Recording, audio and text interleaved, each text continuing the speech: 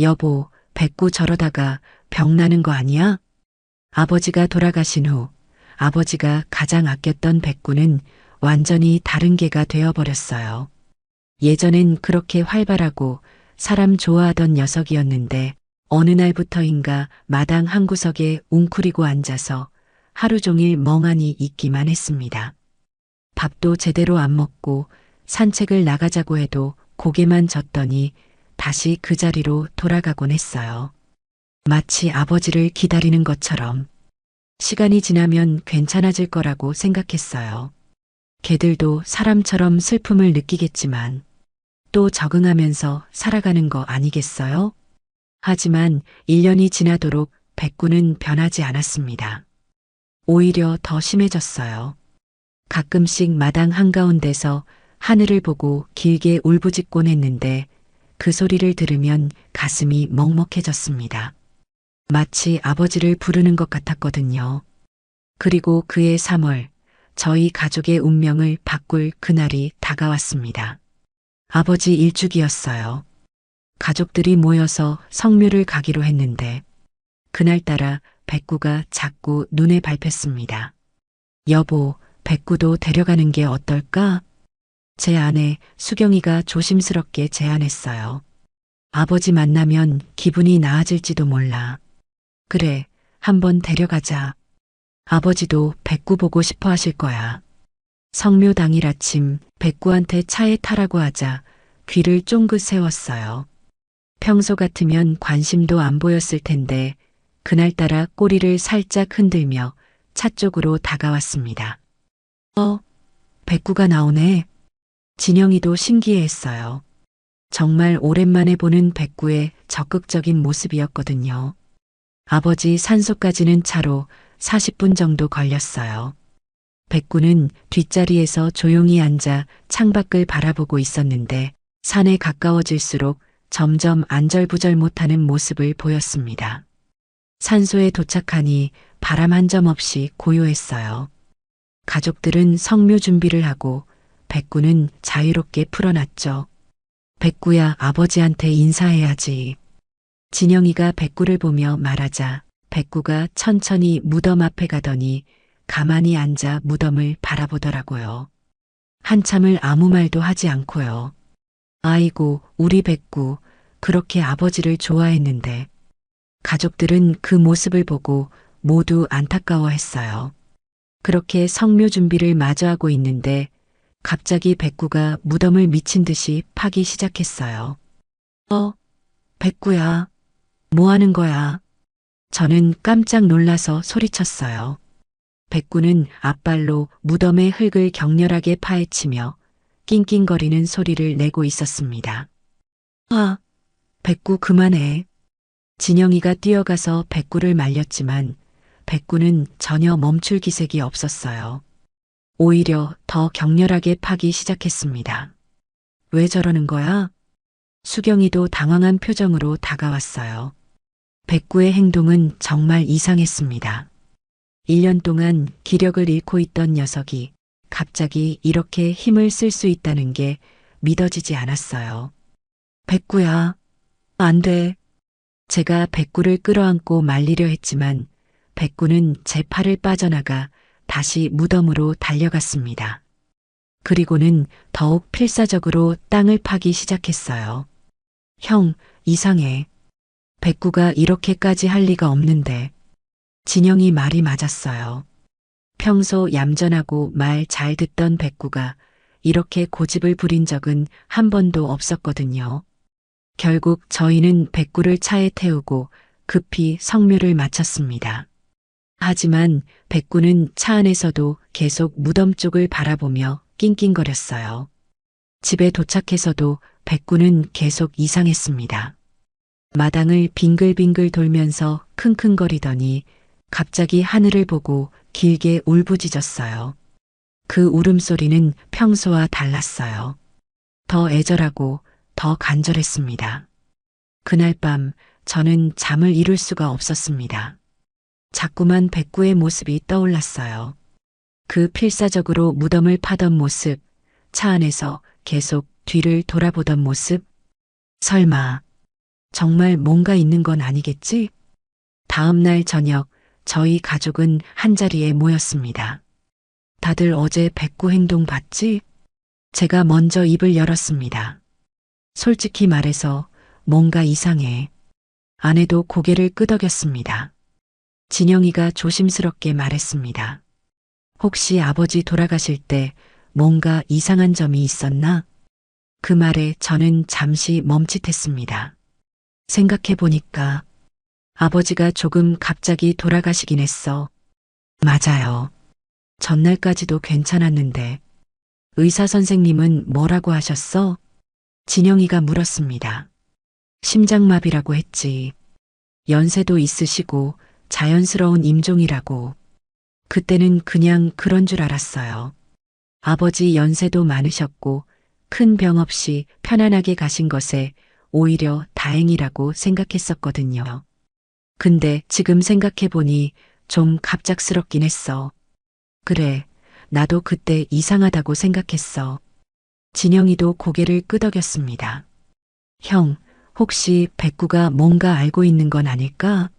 걔들이 사람보다 감각이 뛰어나다고 하잖아. 수경이가 말했습니다. 동물들이 사람이 모르는 걸 안다고 하잖아요. 지진이 일어나기 전에 개들이 먼저 알아채는 것처럼. 저는 깊은 한숨을 쉬었습니다. 솔직히 말해서 나는 확인해 보고 싶어. 파묘를 해보는 건 어때? 그 말이 나오는 순간 식탁 위에 정적이 흘렀습니다. 가족들 사이에서도 의견이 갈릴 수 있는 민감한 문제였습니다.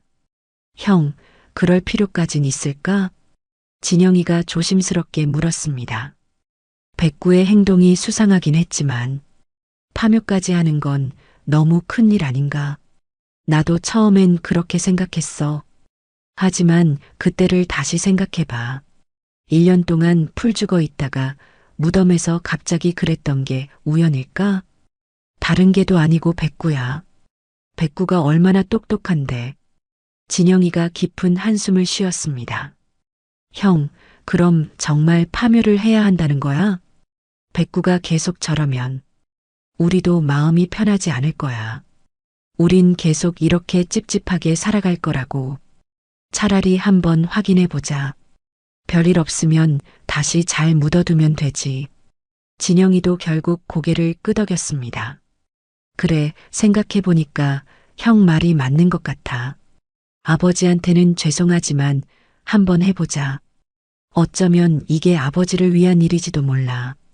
그렇게 해서 저희는 파묘를 결정했습니다. 쉬운 결정은 아니었지만 백구의 이상한 행동을 그냥 넘길 수는 없었어요. 파묘 당일 이른 아침부터 산에는 짙은 안개가 깔려 있었습니다. 3월 중순이었지만 산 위는 여전히 쌀쌀했고 바람 한 점 없이 고요했어요. 저와 아내 그리고 진영이가 함께 산소로 향했습니다. 산소에 도착하자 장의업체 직원들이 이미 와 있었습니다. 삽과 각종 도구들을 준비해두고 저희를 기다리고 있었어요. 안녕하세요. 파묘 신청하신 최민호 씨 맞으시죠? 네, 맞습니다. 네, 그럼 시작하겠습니다. 장의업체 직원들이 조심스럽게 봉분의 흙을 걷어내기 시작했습니다. 한 삽 한 삽 파낼 때마다 제 심장이 두근거렸어요. 정말 뭔가 나올까? 아니면 그냥 평범한 무덤일까? 그런데 무덤을 판 지 어느 정도 지났을 때 장의업체 직원들이 뭔가를 발견하고 멈칫했어요. 이건 뭐지? 장의업체 직원들은 아버지 관 위치보다 조금 옆을 파더니 놀란 눈으로 뭔가를 계속 확인했어요. 뭐가 나왔나요? 무슨 일 있어요? 제가 다가가서 물었습니다. 유골함이. 여기 유골함이 있는데요? 뭐라고요? 저는 깜짝 놀라서 무덤 안을 들여다봤어요. 정말로 유골함이 있었습니다. 이거 혹시 가족들이 알고 있는 건가요? 아니요. 저희는 유골함을 묻은 적이 없어요. 그럼 저희 아버지 말고 다른 사람이 함께 묻혀 있다는 건가요? 그런 것 같습니다. 이건 명백한 불법 매장이에요. 저는 무릎이 풀렸습니다. 정말 백구가 옳았어요. 뭔가 문제가 있었던 거였습니다. 직원들이 조심스럽게 유골함을 들어 올렸어요. 유골함은 생각보다 작았어요. 작은 사각형 모양의 하얀색 함이었습니다. 앞면에 작은 명패가 붙어 있었습니다. 이름이 적혀 있네요. 박미소라고 되어 있습니다. 박미소? 저희는 서로 얼굴을 바라봤어요. 전혀 모르는 이름이었거든요. 2000년생이네요. 젊은 분이에요. 진영이가 안타까운 목소리로 말했어요. 그런데 왜 우리 아버지 무덤 옆에? 직원이 유골함을 더 자세히 살펴봤지만 다른 정보는 없었어요. 이상하네요. 보통은 화장 날짜나 화장장 정보도 적혀 있는데 이름만 있네요. 혹시 언제 묻힌 건지 알 수 있나요? 흙의 상태로 봐서는 그리 오래되지 않은 것 같습니다. 일단 경찰에 신고해야겠어요. 저는 바로 112에 신고를 했어요. 경찰이 현장에 도착하는 데는 30분 정도 걸렸습니다. 신고하신 분이 최민호 씨죠? 네, 맞습니다. 경찰관이 상황을 확인하고 사진을 찍었어요. 유골함도 증거물로 임시 보관하기로 했습니다. 박미소라는 분에 대해서 아시는 게 있으신가요? 전혀 모르겠어요. 처음 듣는 이름이에요. 그럼 수사를 통해 신원을 확인해 보겠습니다. 며칠 시간이 걸릴 수 있어요. 경찰이 돌아간 후 저희는 집으로 돌아왔어요. 하지만 마음이 편하지 않았습니다. 박미소, 누구일까? 23살이면 정말 젊은 나이인데 아무 관련 없는 사람이 아버지 무덤 옆에 묻힐 리는 없고 뭔가가 있는 것 같은데 며칠이 지나고 경찰서에서 연락이 왔어요. 신원 확인이 쉽지 않은 상황입니다. 동명이인이 너무 많고 정보도 너무 제한적입니다. 그럼 어떻게 해야 하나요? 좀 더 시간을 두고 수사해 보겠습니다. 혹시 고인과 관련해서 짐작되는 분이 있으시면 연락 부탁드려요. 전화를 끊고 나서 저는 고민에 빠졌어요. 어떻게 해야 하지? 도대체 우리가 모르는 뭐가 숨겨져 있는 거지? 그저 이렇게 두고만 볼 수 없었습니다. 그때 문득 생각이 났어요. 아버지를 간병해 주셨던 순이 누나. 순이 누나는 마지막까지 아버지를 가장 가까이에서 돌봐주신 분이에요. 아버지 간병에 최선을 다해주신 저희에겐 정말 고마운 분이자 가족 같은 분이었습니다. 아버지가 순이 누나에게 뭔가를 말하지 않았을까? 그래서 즉시 전화를 걸었어요. 여보세요, 순이 누나? 잘 지내시죠? 아, 민호 씨. 오랜만이네요. 어쩐 일이세요? 누나, 혹시 시간 괜찮으시면 저희 집에 좀 와주실 수 있어요? 아버지 관련해서 여쭤볼 게 있어서요. 아버님 관련해서요? 무슨 일인데요?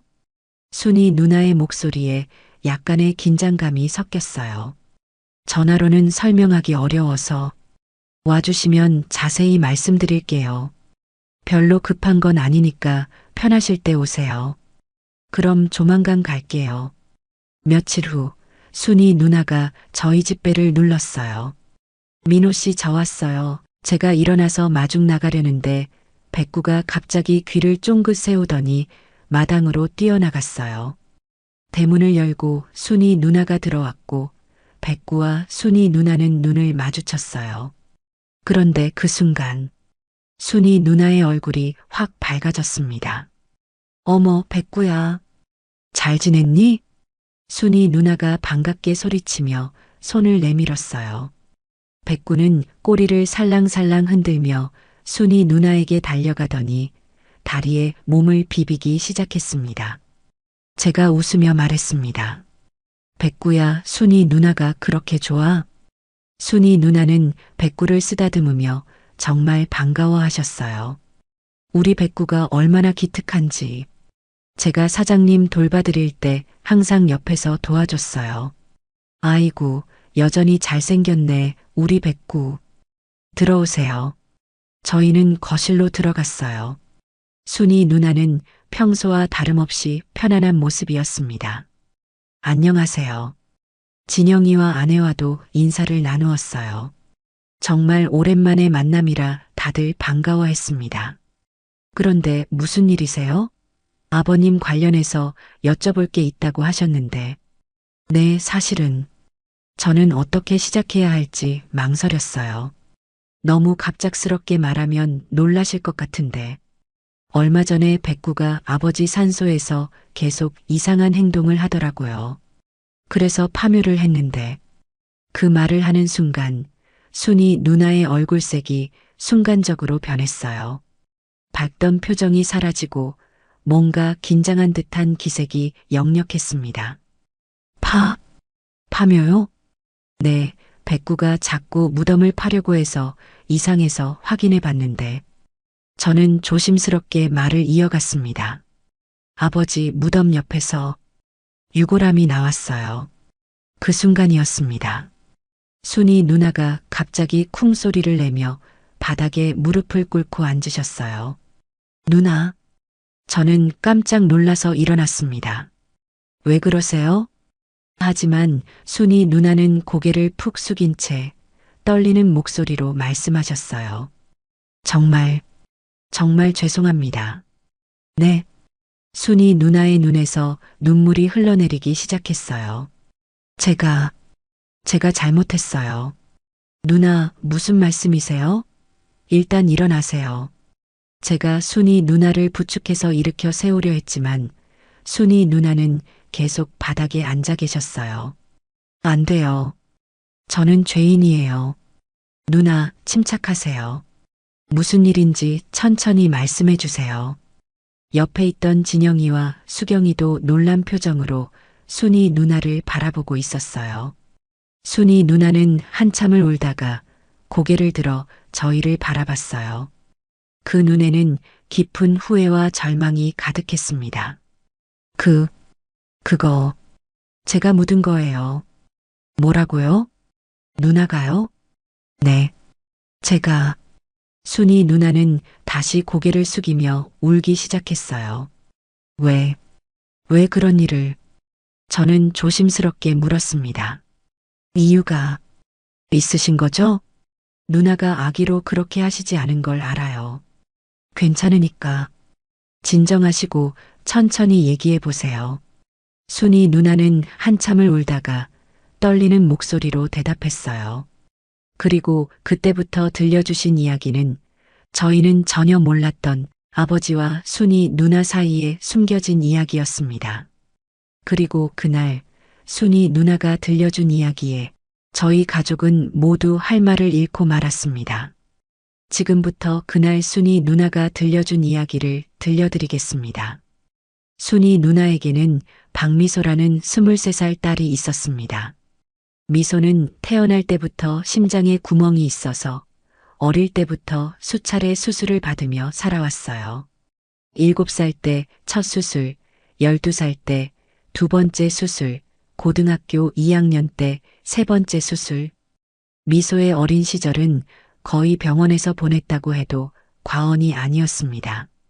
순이 누나의 남편은 미소가 13살 때 교통사고로 세상을 떠났고 그때부터 순이 누나는 혼자서 아픈 딸을 키워야 했습니다. 남편이 남겨놓은 보험금과 집까지 팔아가며 미소의 병원비를 댔어요. 그럼에도 병원비가 부족해서 간병일, 청소일 닥치는 대로 일했습니다. 미소는 참 착한 아이였다고 합니다. 엄마가 이렇게 고생하는데 내가 공부라도 잘해야지. 그렇게 미소는 의대에 진학했어요. 자신처럼 아픈 사람들을 돌보는 의사가 되고 싶다고 했습니다. 엄마, 내가 의사가 되면 엄마는 이제 일 안 하셔도 돼요. 그런데 세상은 호락호락하지 않았습니다. 졸업을 앞두고 있던 어느 날 미소가 쓰러진 겁니다. 응급실로 달려갔을 때 의사는 심장 상태가 급격히 악화됐다고 했습니다. 즉시 대형 수술이 필요하지만 성공 확률은 30%도 안 된다고 했습니다. 그리고 수술비는 5천만 원. 순이 누나는 망설일 시간도 없었어요. 돈이 없어도 일단 수술부터 받게 해달라고 의사에게 매달렸습니다. 저희 딸 살려주세요. 돈은 제가 어떻게든 마련할게요. 하지만 병원에서는 수술비 선납을 요구했어요. 이미 밀린 병원비까지 합쳐서 총 7천만 원을 먼저 내야 한다는 거였습니다. 순이 누나는 그 길로 사채업자를 찾아갔어요. 이자가 상당했지만 딸의 생명 앞에서는 그런 것도 중요하지 않았습니다. 집에 있던 모든 것을 담보로 잡히고 손에 피가 나도록 도장을 찍었어요. 수술은 18시간 동안 계속됐어요. 순이 누나는 그 시간 동안 병원 복도에서 무릎을 꿇고 기도했습니다. 제발 딸만은 살려달라고, 자신의 목숨을 가져가도 좋으니 딸만은 살려달라고요. 물 한 모금 안 마시고 화장실도 안 가고 그냥 계속 기도만 했어요. 수술은 성공했습니다. 하지만 미소는 의식을 찾지 못했어요. 혼수 상태입니다. 언제 깨어날지는 알 수 없습니다. 의사의 말에 순이 누나의 세상이 무너졌어요. 딸의 목숨은 건졌지만 식물인간이 되어 병원 침대에 누워만 있게 됐습니다. 그때부터 순이 누나의 진짜 지옥이 시작됐어요. 매달 병원비는 300만 원씩 나갔고 사채 이자도 매달 250만 원씩 갚아야 했어요. 월급으로는 감당할 수 없는 돈이었습니다. 하루에 4시간씩 자면서 일했어요. 새벽 청소부터 시작해서 낮에는 간병일, 밤에는 식당에서 설거지까지. 그래도 돈이 모자랐어요. 그래서 더 많은 돈을 벌 수 있는 일을 찾게 됐고 그때 소개받은 게 저희 아버지 간병일이었어요. 24시간 간병이고 아버지가 여유가 있으셔서 조건이 괜찮았거든요. 처음 저희 집에 왔을 때 순이 누나는 정말 절망적인 상태였다고 합니다. 아버지는 첫날 순이 누나를 보자마자 말했어요. 고생이 많으시네요. 아버지는 순이 누나의 딱딱하게 굳은 얼굴을 보고 바로 알아차리셨던 것 같아요. 이 사람이 얼마나 힘든 상황에 있는지를. 편하게 일하세요. 우리 집 일은 어렵지 않으니까. 그리고 무리하지 마세요. 아버지의 따뜻한 말 한마디에 순이 누나는 그 자리에서 울음을 터뜨렸다고 해요. 얼마나 오랫동안 따뜻한 말을 들어보지 못했는지. 죄송해요, 사장님. 제가 왜 이러는지. 울어도 괜찮아요. 사람이 힘들면 울어야죠. 그날부터 아버지는 순이 누나를 정말 가족처럼 대해주셨어요. 밥은 드셨어요? 같이 드시죠. 너무 무리하지 마세요. 순이 누나는 말했어요. 그런 말들이 그때 자신한테는 유일한 희망이었다고. 그 말들이 아니었다면 자기는 이미 자살했을 거라고. 그래서 순이 누나는 저희 아버지 간병에 정말 최선을 다했어요. 아버지가 밤에 잠을 못 이루실 때면 순이 누나는 새벽까지 아버지 곁에 앉아 계셨어요. 등을 천천히 마사지해드리면서 편히 주무세요 하고 속삭여드렸죠. 아버지가 입맛이 없어 하실 때는 새벽에 일어나서 죽을 끓여오곤 하셨어요. 아버지 목욕도 순이 누나가 직접 도와드렸어요. 혼자서는 위험하시니까 매번 꼼꼼하게 챙겨드렸죠. 물 온도는 어떠세요? 너무 뜨겁지 않죠? 등 씻어드릴게요. 정말 친딸이 해드리는 것처럼, 아니 그보다 더 세심하게 돌봐드렸어요. 아버지가 기침을 하시면 등을 토닥토닥 해드리고 목이 마르시다고 하면 벌꿀차를 정성스럽게 타드리고 다리가 저리시다고 하면 1시간씩 무릎을 주물러 드렸어요. 그런 모습들을 보면서 저희도 정말 감탄했어요. 형, 순이 누나가 우리보다 더 잘 돌봐드리는 것 같아. 정말 친딸도 이렇게까지 못할 것 같은데. 정말 든든하고 고마워. 아버지도 그런 순이 누나의 마음을 누구보다 잘 느끼셨을 거예요. 그래서 누구보다 순이 누나를 많이 아꼈죠. 간병인을 한 지 일주일쯤 지났을 때였어요. 순이 누나가 아버지에게 조심스럽게 말했어요. 사장님, 죄송하지만 제가 매일 저녁 7시에 1시간 정도만 나갔다 와도 될까요? 무슨 일인데요? 제 딸이 병원에 입원해 있어서. 그때 아버지는 순이 누나의 모든 사정을 알게 되셨어요. 딸이 식물인간 상태로 누워 있고 매일 저녁 면회를 간다는 것을요. 그럼 가셔야죠. 당연히 괜찮아요. 감사합니다. 빨리 다녀올게요. 하지만 아버지는 거기서 끝내지 않으셨어요. 병원비가 만만치 않을 텐데 어떻게 하고 계세요? 순이 누나는 대답을 못했어요. 어떻게 사채까지 쓰면서 병원비를 대고 있다고 말할 수 있었겠어요. 힘드시죠? 아버지의 조용한 말에 순이 누나는 다시 눈물이 났다고 해요. 그날 저녁 아버지는 순이 누나에게 봉투 하나를 건네셨어요. 이거 받으세요. 이게 뭔가요? 병원비 보태세요. 봉투 안에는 200만 원이 들어 있었어요. 안 돼요, 사장님. 이건 받을 수 없어요. 순이 누나가 손을 내저었지만 아버지는 고집스럽게 말씀하셨어요. 제가 드리고 싶어서 드리는 거예요. 거절하시면 제가 섭섭해요. 하지만 딸이 아픈데 엄마가 마음이 편할 리 없잖아요. 마음이 편해야 저한테 간병도 잘 해주실 거 아닙니까? 그날부터 아버지는 매달 순이 누나에게 200만 원씩 건네주기 시작했어요. 사장님, 정말 감사해요. 꼭 갚을게요. 갚을 필요 없어요. 어차피 떠날 몸, 이 많은 돈 가지고 있어서 뭐합니까? 아버지는 여러 부동산을 갖고 계셨거든요. 매달 임대료 수입도 있고 은행에 예금도 넉넉히 있으신 상황이어서 순이 누나를 도와주는 게 전혀 어렵지 않았습니다. 저는 지금까지 여러 명의 간병인을 만났어요. 하지만 순이 씨만큼 첫 만남부터 마음이 간 사람은 없었습니다. 마치 오랜만에 만난 가족같이 편했어요. 이것도 운명이라면 운명인 거죠. 그런데 그런 분이 이런 힘든 일을 겪고 있다니. 그래서 돕고 싶은 겁니다. 그러니까 제 성에 거절하지 마세요. 가족이라는 말을 들었을 때 순이 누나는 울컥했다고 해요. 진짜 가족도 이렇게 해주지 않을 텐데 그렇게 몇 달이 지나면서 아버지와 순이 누나는 정말 가족 같은 관계가 됐어요. 순이 누나는 밤낮 없이 정말 최선을 다해 간병했고 아버지는 순이 누나의 인생과 미소에 대한 이야기를 나누면서 서로에 대해 더 잘 알게 됐습니다. 미소는 정말 착한 아이예요. 엄마 걱정할까봐 아프다는 소리 안 했거든요. 그런 딸을 두셨으니 참 자랑스럽겠습니다. 의사가 되는 게 꿈이었어요.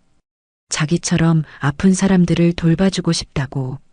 꼭 깨어날 거예요. 순이 누나가 아버지께 미소 사진을 보여드렸어요. 사장님, 저희 딸 사진이에요. 학사모를 쓰고 밝게 웃고 있는 모습이었죠. 정말 예쁘네요. 순이 씨 닮았어요. 아버지는 사진을 한참 보시더니 말씀하셨어요. 제 딸 같기도 하네요. 네. 순이 씨 딸이라고 하니 저한테도 소중한 느낌입니다. 심지어 아버지는 직접 미소를 보러 병원에 가기도 하셨어요. 미소야, 할아버지야. 의식이 없는 미소에게 말을 걸어주시고 손을 잡아주시고 이마를 쓰다듬어 주셨어요. 우리 미소, 빨리 깨어나야 해. 할아버지가 맛있는 거 많이 사줄게. 그런 아버지의 모습을 보며 순이 누나는 정말 가족이 된 것 같았다고 해요. 세상에 이런 분이 있다는 게 믿어지지 않았다고요. 지옥 같았던 제 인생에 천사가 내려온 것 같았다고요. 그러던 그의 겨울, 미소의 상태가 더욱 악화되고 있을 때였어요. 순이 누나는 매일 병원과 저희 집을 오가며 정말 힘든 시간을 보내고 계셨어요. 아버지가 평소보다 조용히 계시더니 순이 누나를 불러서 말씀하셨어요. 순이 씨, 잠깐 앉으세요. 말씀드릴 게 있어요. 네, 사장님. 순이 누나가 아버지 옆에 앉으시자 아버지는 한참을 망설이시더니 조심스럽게 입을 여셨어요. 순이 씨, 사실 말이에요. 저는 이제 얼마 남지 않은 것 같아요. 사장님, 그런 말씀 마세요. 순이 누나가 깜짝 놀라며 손을 저었어요. 아니에요. 제가 제 몸을 제일 잘 아는데 요즘 몸이 예전 같지 않아요. 아버지의 목소리에는 담담함이 있었어요. 순이 누나는 눈물이 글썽해지셨어요. 아버지는 순이 누나의 손을 잡으시며 말씀하셨어요. 한 가지 부탁이 있어요.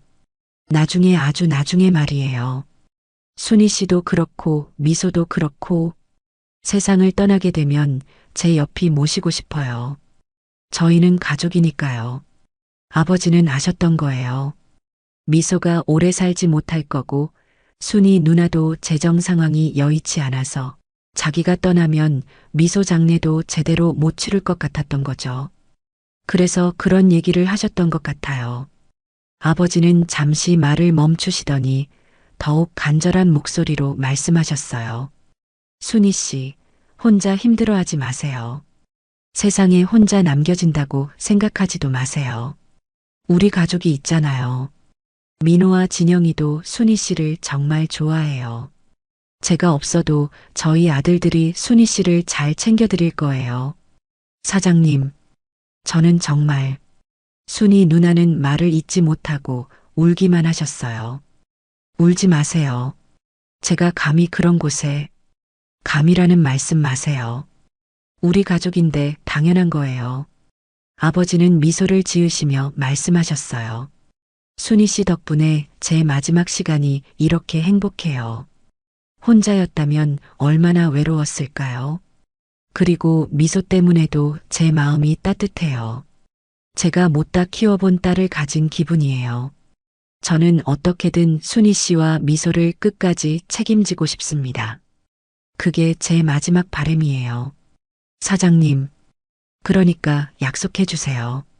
너무 혼자 끙끙 앓지 마시고 힘들 때는 우리 아들들한테 얘기하시고 그렇게 행복하게 사시다가 마지막에 다시 우리 함께 해요. 그날 밤 순이 누나는 정말 오랫동안 우셨다고 해요. 아버지의 그 따뜻한 말씀들이 얼마나 고마웠는지, 그리고 동시에 얼마나 마음이 아팠는지.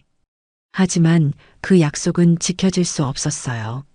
아버지가 예상보다 훨씬 빨리 돌아가셨거든요. 그날도 평소와 다를 게 없었어요. 아버지는 저녁을 잘 드시고 순이 누나와 이런저런 이야기를 나누셨어요. 순이 씨, 고생 많았어요. 푹 쉬세요. 네, 사장님도 편히 주무세요. 그런데 다음 날 아침 순이 누나가 아버지를 깨우러 갔을 때 이미 깊게 잠드신 것처럼 조용히 돌아가신 상태였어요. 순이 누나는 그 순간을 잊을 수 없다고 했어요. 사장님, 사장님.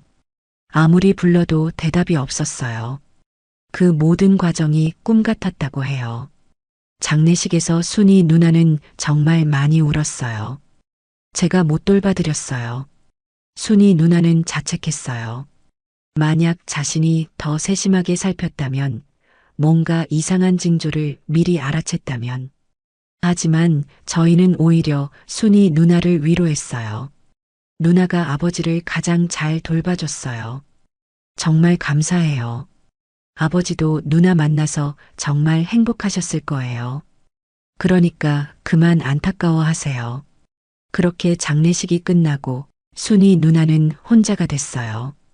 아버지 간병일도 끝나고 수입도 없어지고 미소는 여전히 의식이 없는 상태로 병원에 누워 있고 그때 순이 누나의 마음이 어땠을지 상상이 안 돼요.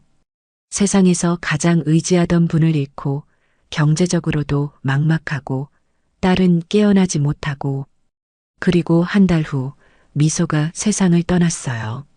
미소가 세상을 떠난 그날 밤 순이 누나는 병원 복도에서 하염없이 울었어요. 세상에 혼자 남겨진 기분이었거든요.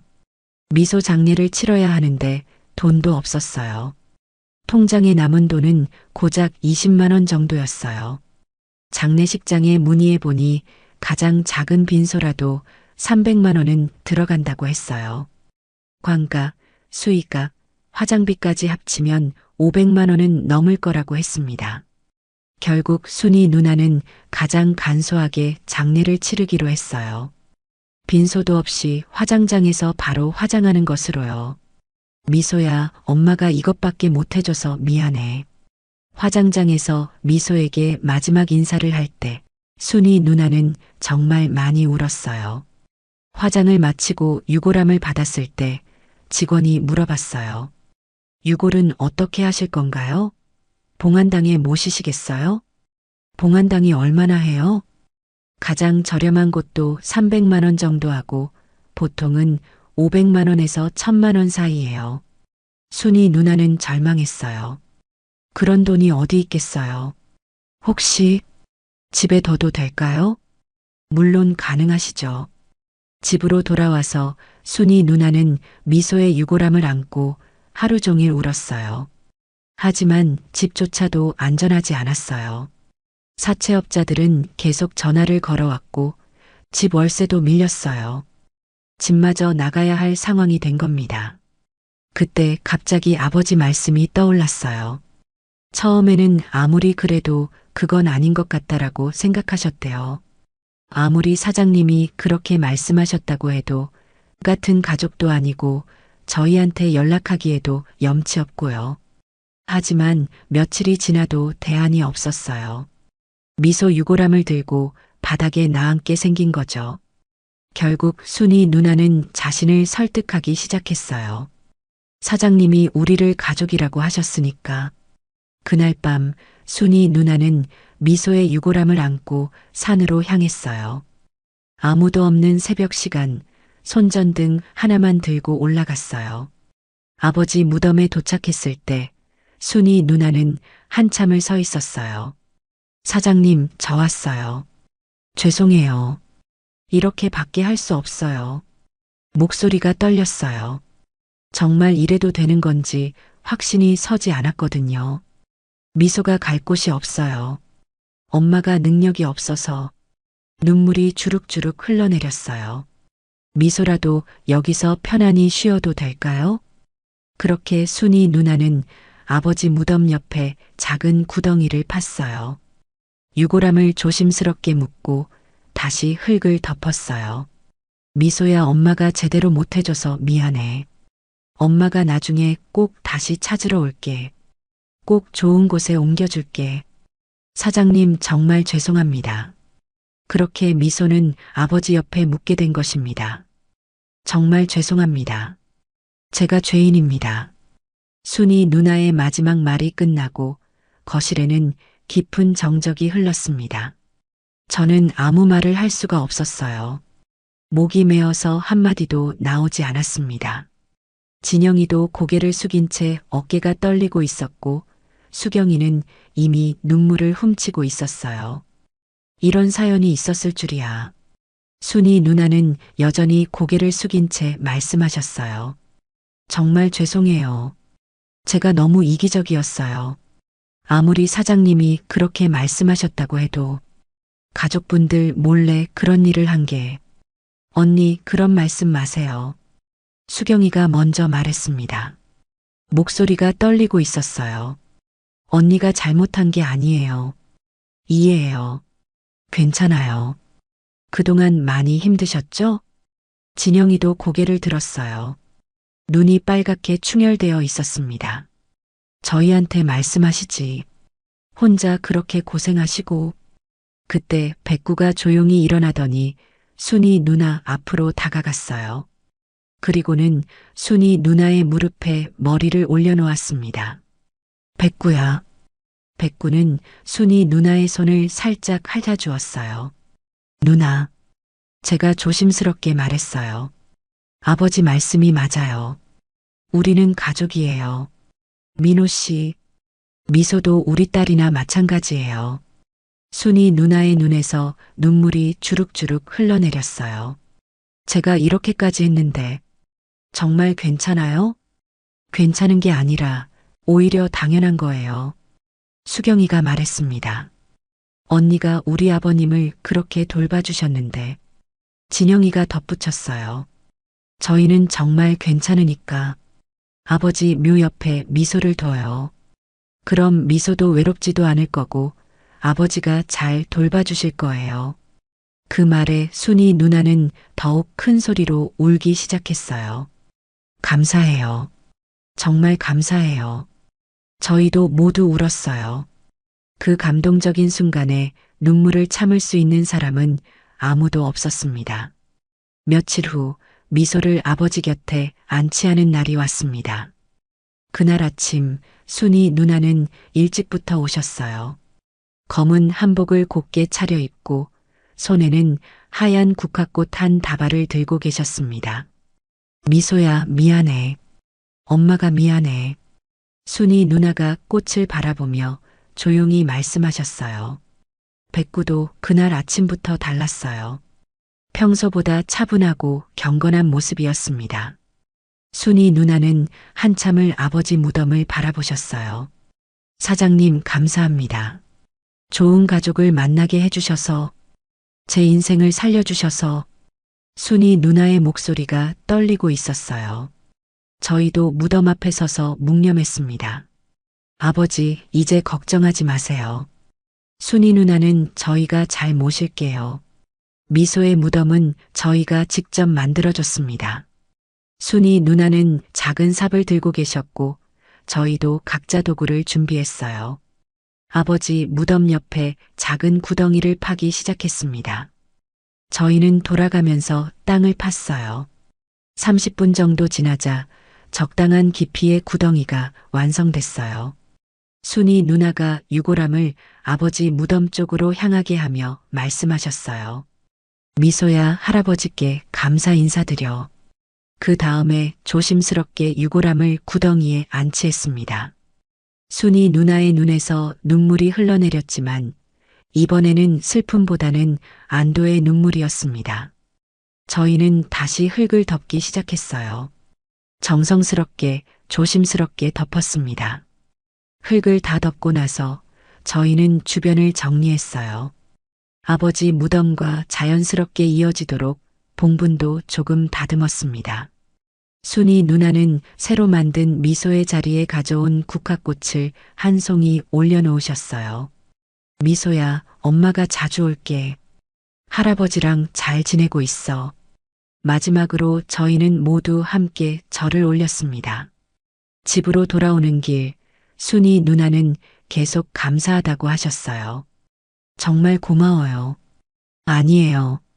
누나도 우리 가족이니까 당연한 거예요. 백구는 차 안에서 정말 평안해 보였어요. 며칠 전까지만 해도 불안해하던 모습과는 완전히 달랐습니다. 백구야, 이제 마음 편하지? 제가 백구의 머리를 쓰다듬으며 물었어요. 백구는 제 손을 살짝 핥아주었어요. 정말 오랜만에 보는 평온한 모습이었습니다.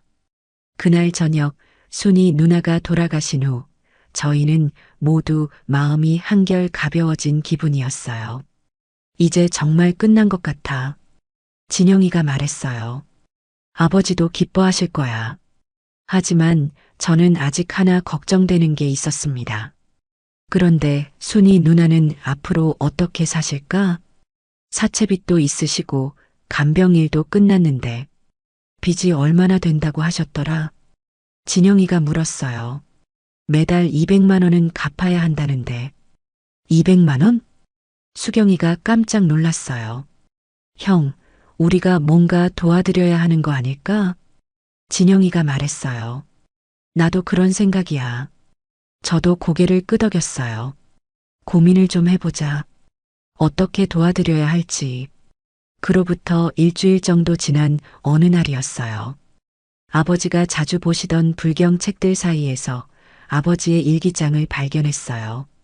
아버지가 일기도 쓰셨구나.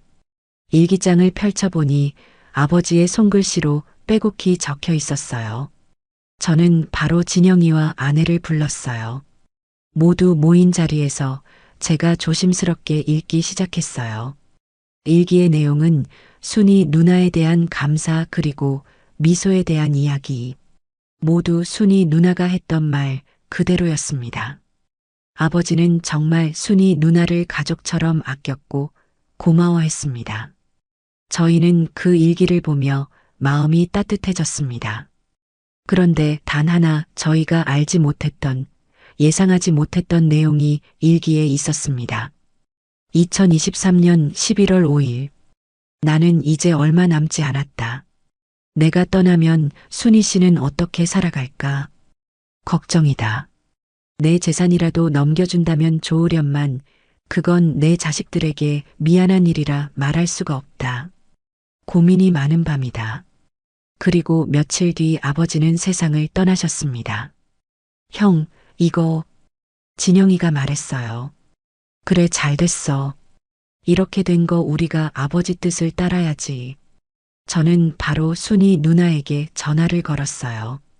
누나, 혹시 시간 되시면 저희 집에 좀 와주실 수 있어요? 아버지 일기장을 찾았는데 누나가 보셔야 할 것 같아서요. 1시간 후 순이 누나가 오셨어요. 일기장을 보시더니 한참을 우셨습니다. 누나, 저희도 결정했습니다. 제가 말했습니다. 우리가 아버지 뜻을 이을게요. 아버지가 순이 누나에게도 재산을 나눠주고 싶어 하셨잖아요. 저는 순이 누나를 바라봤어요. 아버지 재산 일부분을 누나가 받으셔야 해요. 안 돼요. 그건 정말 안 돼요. 순이 누나가 깜짝 놀라며 손을 저었어요. 이미 너무 많이 받았는데 어떻게 재산까지. 누나, 이것도 아버지 뜻이에요. 우리가 무시할 수 없어요. 아버지 유언이에요, 이거. 진영이가 일기장을 들어보이며 말했어요. 순이 누나는 고개를 저었어요. 정말 안 돼요. 하지만 저희의 마음은 이미 정해져 있었어요.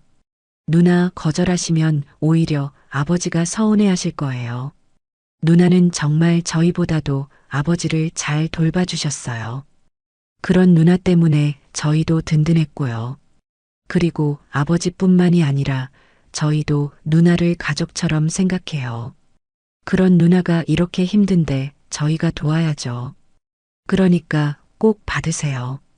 결국 순이 누나는 저희의 강력한 권유에 못 이겨받기로 하셨어요.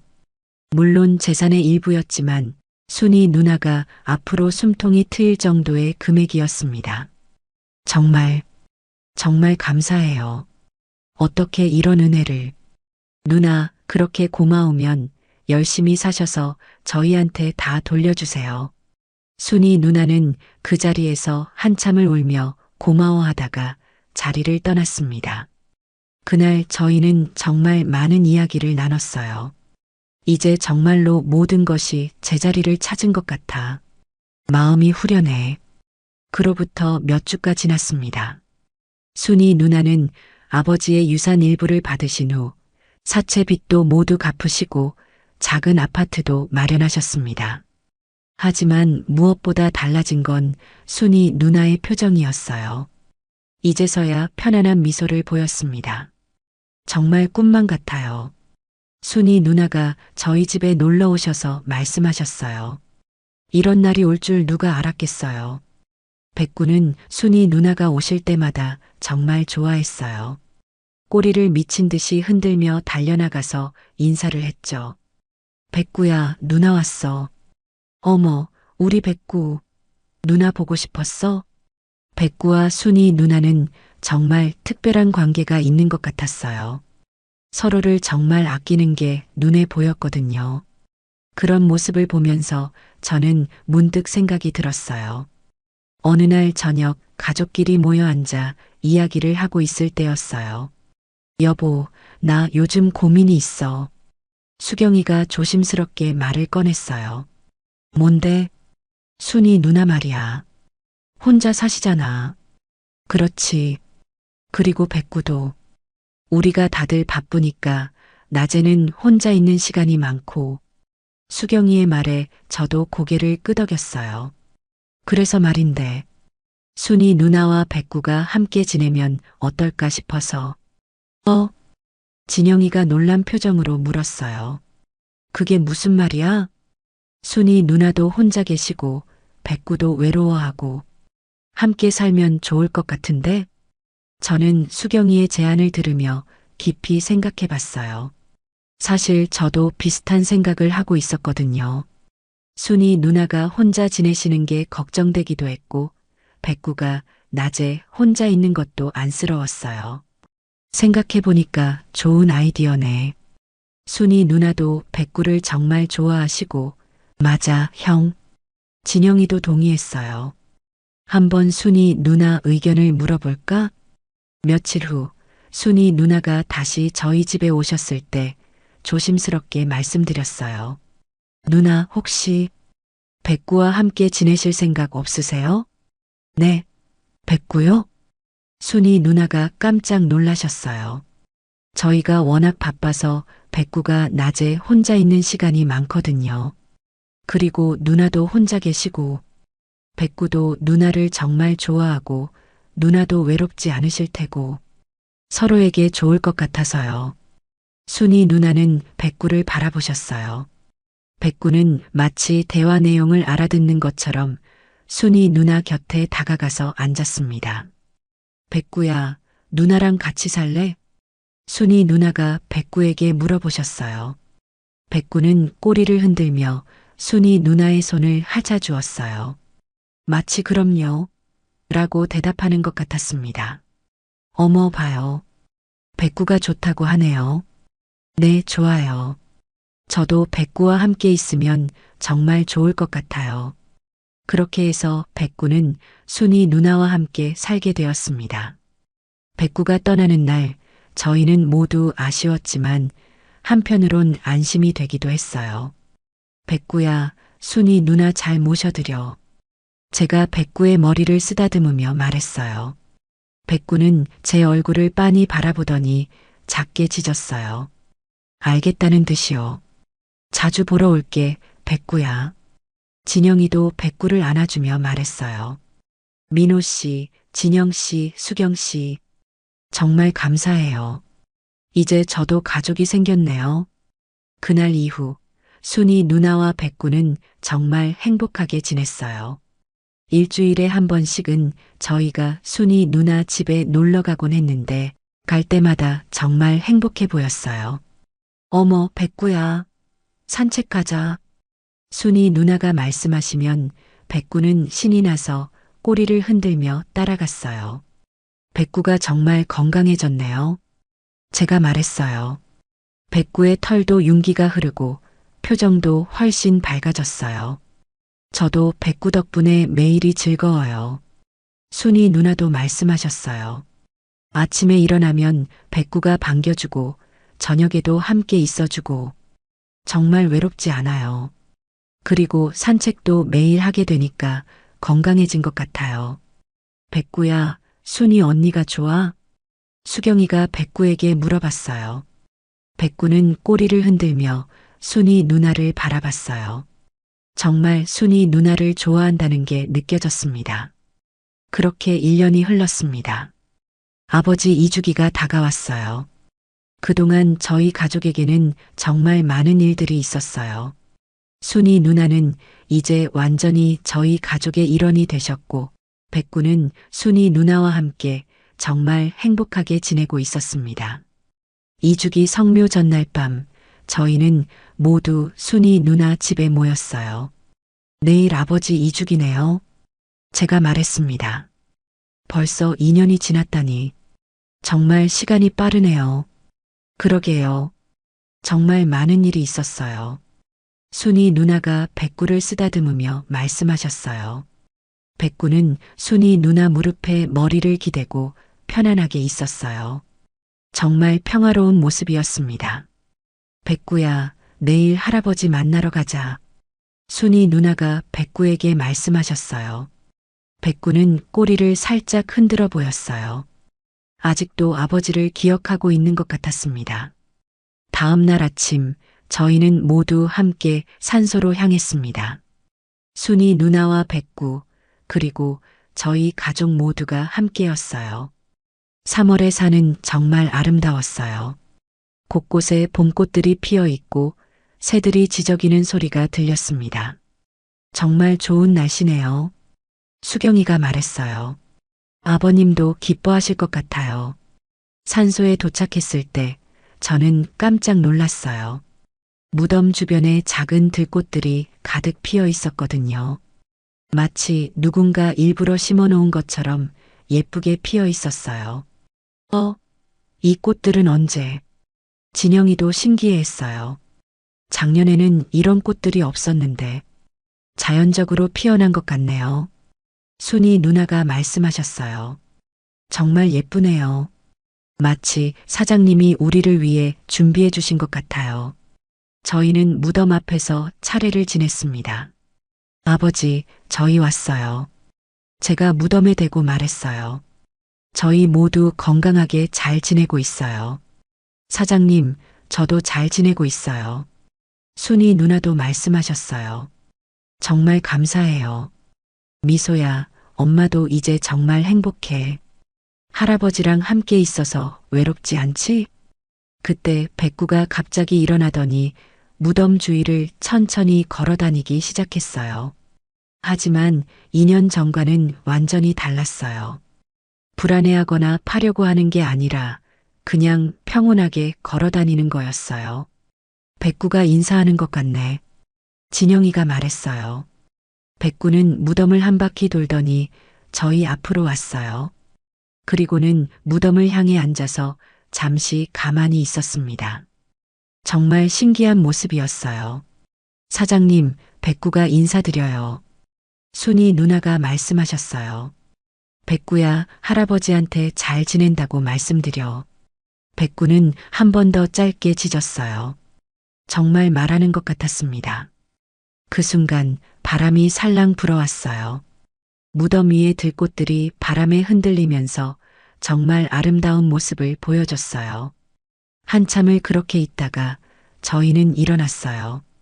이제 가야겠네요. 아버지, 미소야, 저희 갈게요. 또 올게요. 백구도 마지막으로 무덤을 바라보더니 고개를 숙였어요. 집으로 돌아오는 길, 저희는 모두 마음이 따뜻했어요. 정말 좋은 성묘였네요.